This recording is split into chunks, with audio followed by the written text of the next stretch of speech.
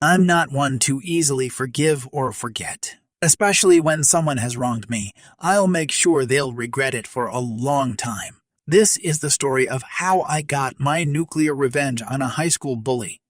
My name is Alex, fake name, and I was always the quiet kid in school. I wasn't particularly interested in making friends or getting into trouble, but unfortunately, I still managed to catch the attention of the school bully. His name was Chris, and he was the typical alpha male, always surrounded by a group of followers, and he thought he could get away with anything. Chris and his gang would often tease me, make fun of my clothes, and occasionally push me around. I didn't know how to stand up for myself, and it only made things worse. One day, after school, I was walking home when I heard footsteps behind me. I turned around, and there he was, Chris, fake name, with a sinister smirk on his face. "Hey, loser, what are you doing after school? Going to read some books, nerd?" I said to myself, "Of course, you idiot. What else I'm gonna read?" I tried to ignore him and keep walking, but he grabbed my backpack and pulled me back. I fell to the ground and he started kicking me in the stomach. I felt sick and powerless. That day, I decided that I wasn't going to let him get away with it. Fast forward a few years, and I'm in college. I'm studying computer science, and I'm doing well. One day, I received a message from Chris on Facebook. He wanted to apologize for how he treated me in high school and asked if we could meet up.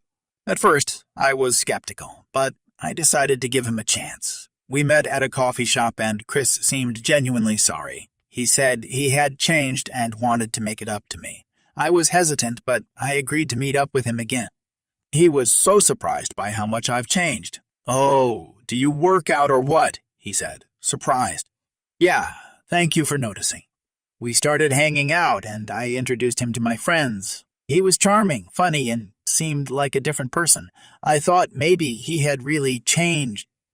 One day, we were out at a bar with some friends and Chris had a bit too much to drink. He started getting aggressive, yelling at people and getting into fights. I tried to calm him down, but he turned on me. "You think you're better than me now, huh? Just because you're in college. You're still a loser, Alex. You always will be." I tried to ignore him and walk away, but he grabbed my arm and pulled me back. He was towering over me, his face twisted in anger. I could feel his hot breath on my face. "You know what? I'm sick of you. I never should have apologized. You're still the same weak little nerd you always were." He tried to punch me, but I dodged it easily. I had been taking martial arts classes for the past few years. That was the workout I had, and I was ready for this moment. I looked at him, a sarcastic smile on my face. "You're right, Chris. I am weak, but you know what they say about revenge, right?" He looked confused for a moment, and then I kicked him in the stomach, sending him flying across the room. He tried to get up, but I was too quick. I grabbed his arm and twisted it behind his back. "I've been waiting for this moment for a long time, Chris. You should have never messed with me. I thought you've changed." I held Chris in the lock for a few more seconds, making sure he felt the pain. He begged me to let him go, but I didn't listen. I wanted him to pay for what he did to me in high school. I wanted him to feel the same fear and pain that I had felt. Then I released him, and he fell to the ground, whimpering.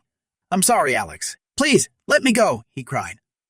I hesitated for a moment, wondering if I should let him off the hook, but then I remembered all the times he had tormented me and how he had never shown any remorse until now. I decided that he needed to learn a lesson. "You're sorry. You should have thought of that before you tried to attack me," I said. "Now, you're going to pay for what you did." I released his arm, and he fell to the ground, groaning in pain. I stood over him, watching him writhe on the floor. A small crowd had gathered around us, and I could see the shock and horror on their faces. "You're crazy, man. What's wrong with you?" one of my friends said. I ignored him and turned to Chris. "You're going to apologize to me right now, in front of everyone," I said. Chris looked up at me, fear in his eyes. He knew he had messed with the wrong person. I could see him trying to come up with something to say, but he was too afraid to speak. I decided to make it easy for him. "Here's the thing, Chris. I don't want to hurt you anymore. I just want you to leave me alone and never bother me or anyone else again." Chris looked up at me, tears in his eyes. "I'm sorry, Alex. I'm so sorry for everything I did to you," he said. I nodded, satisfied. Good. Now get out of here and never talk to me again. Chris got up, still holding his arm, and stumbled out of the bar. I watched him go, feeling a sense of satisfaction wash over me. I had finally gotten my revenge on him. After that night, I never saw Chris again. He dropped out of college and disappeared. I heard rumors that he had gone back to his old ways, getting into trouble and causing trouble wherever he went. But I didn't care. I had moved on, and I was happy. My name is Bella, and I was born and raised in a small town in the Midwest. I grew up with a single mom who worked multiple jobs to put food on the table. Life was tough, but we managed. My mom always told me to work hard and never give up, and I took those words to heart. Fast forward to my early 20s, and I found myself living in a big city, trying to make ends meet. I had landed a job at a coffee shop and was doing my best to save up for college. That's when I met her, Layla. Layla was a socialite, born into a wealthy family. She would come into the coffee shop every day, ordering her fancy lattes and treating the staff like they were beneath her. I tried my best to be polite, but she always found a way to make me feel small. One day, Layla came into the shop, throwing her keys on the counter and demanding her usual drink. I noticed she had left her purse in the car and tried to tell her, but she wasn't having it. I don't have time for your excuses. Just get me my drink. I made her drink and handed it to her, but as she turned to leave, her phone fell out of her purse. I picked it up and handed it to her, but she snatched it out of my hand and stormed out of the shop. That night, I received a call from my boss, telling me I had been fired for stealing Layla's phone. I was stunned. I tried to explain what had happened, but he wouldn't listen. I was devastated. I felt powerless and angry as I walked home that night. I couldn't believe Layla had the audacity to accuse me of stealing when I was just trying to do the right thing. But instead of wallowing in self-pity, I decided to take matters into my own hands. I knew Layla's routine, and I had a plan. I was determined to get revenge on Layla for falsely accusing me of stealing her phone. So I spent several days researching and gathering information about her. I found out that she was attending a high-profile gala event in a few weeks, which was the perfect opportunity for my plan. Layla had hired a prestigious designer to create her dress for the event, and that's where I decided to intervene. I visited the designer studio that one of my dearest friends works at as a saleswoman to convince her to make a few subtle alterations to Layla's dress. I knew that I couldn't do anything too drastic, or it would be too obvious. So I asked my friend to make the hemline slightly uneven and adjust the neckline to make it sit a little bit off center. I also made sure to pay close attention to the details of Layla's dress so that the alterations would blend in seamlessly. After all, I didn't want her to suspect that anything was wrong until it was too late. On the day of the gala, I managed to sneak into the event and watched as Layla made her grand entrance. She looked beautiful in her dress, but something was off. The subtle alterations I had asked the designer to make were just enough to throw her off her game. Layla started to fidget and adjust her dress, clearly uncomfortable and self-conscious, and her dress started to fall apart. She rushed as she tries to hold her dress, and she left the gala in a way that was so embarrassing for her. She may have been born into wealth and privilege, but she didn't have the resilience and determination that I had gained from my humble upbringing. Never treat people who serve you wrong. It might go wrong for you as well. Me, a mild-mannered suburban mom, seeking revenge on someone who had wronged me. But I suppose that's what happens when you mess with the wrong person. It all started when my daughter, Casey, was starting kindergarten. We had just moved to a new town, and I was excited for her to make some new friends. At the school orientation, I met a woman named Karen. She seemed nice enough at first, but it didn't take long for me to realize that she was the kind of person who always had to be the center of attention. Karen had a daughter in Casey's class, and from the moment they met, she made it clear that she wanted to be besties with me.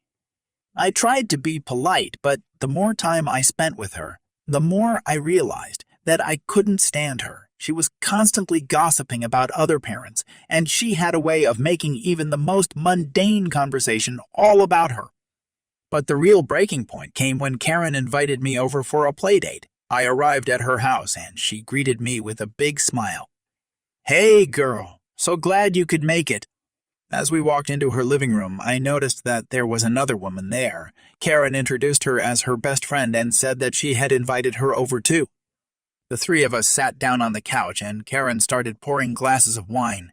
We chatted for a few minutes, but something about the other woman's demeanor made me uneasy. She seemed almost too eager to be there. Then, out of nowhere, the woman turned to me and said, "So Karen tells me you're a stay-at-home mom. That must be nice. I wish I could afford to do that." I was taken aback by her tone, but I tried to keep things light. "Well, it has its ups and downs," I said with a smile. But the woman wasn't satisfied. "I just can't imagine not working," she said, taking a sip of her wine. "It must be so boring."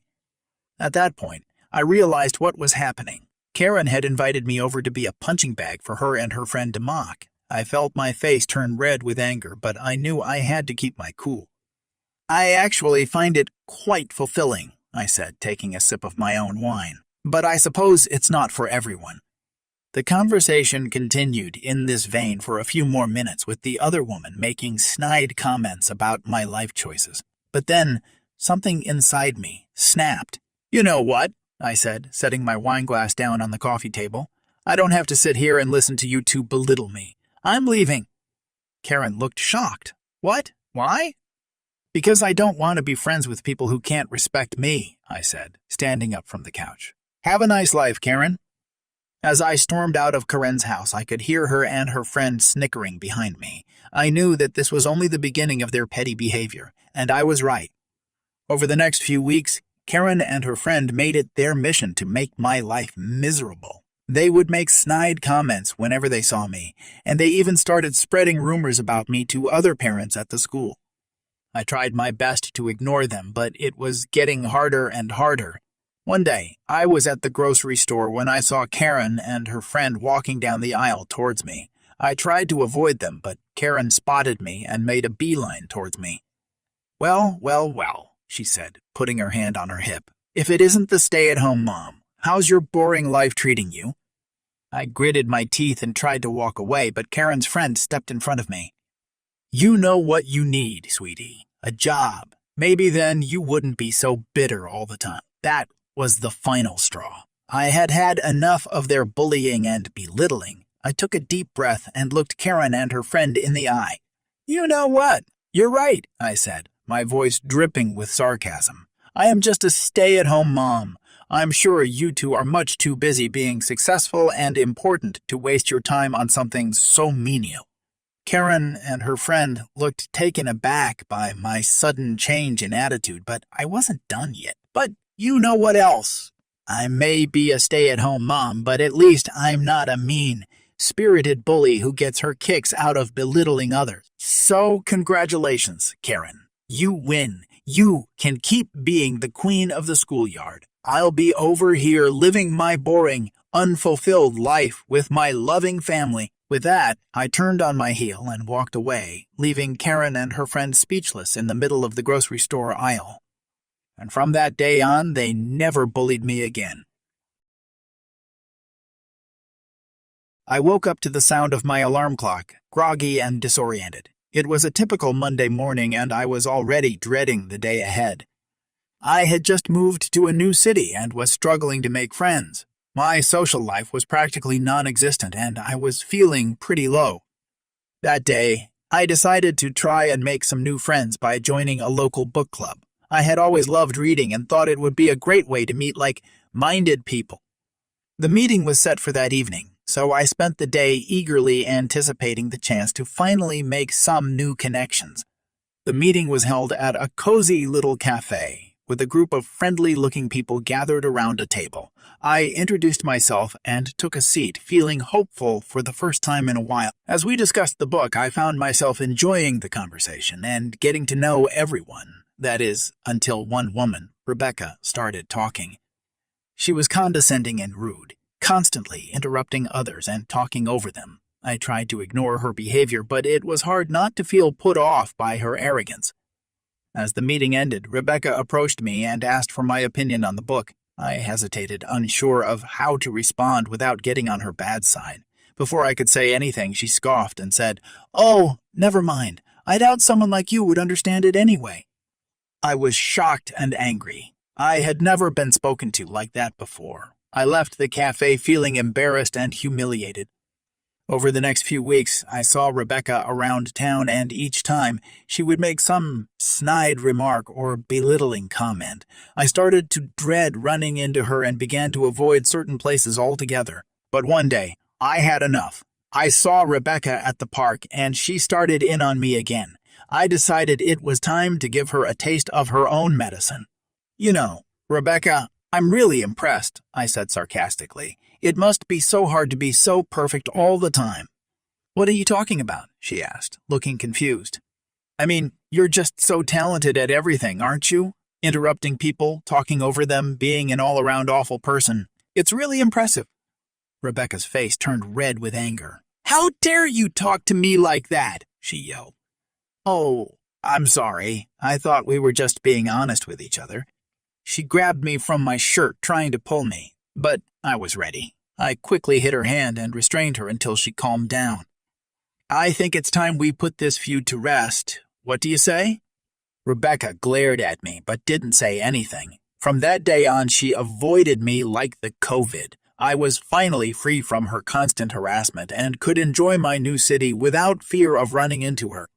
Looking back on it now, I realize that Rebecca was just a miserable person who wanted to bring others down with her. I'm glad I stood up to her and put an end to her toxic behavior. And who knows, maybe I'll even make some new friends along the way.